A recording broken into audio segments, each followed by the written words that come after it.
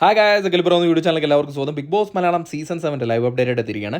അപ്പോൾ നമ്മുടെ ശാരിക, നിങ്ങൾക്ക് എല്ലാവർക്കും അറിയുന്ന പോലെ എല്ലാവരെയും വിറപ്പിച്ചിട്ടുള്ള ഒരു അവതാരികയാണ് ശാരിക.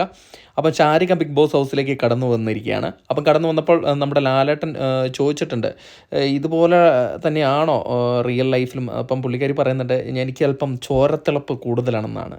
അപ്പം ബിഗ് ബോസ് ഹൗസിൽ ശാരികയുടെ ചോരത്തിളപ്പ് നമുക്ക് കാണേണ്ടിയിരിക്കുന്നു.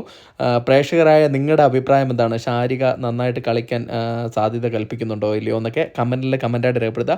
എന്തായാലും അടിപൊളി ഒരു എൻട്രിയൊക്കെ ആയിരുന്നു.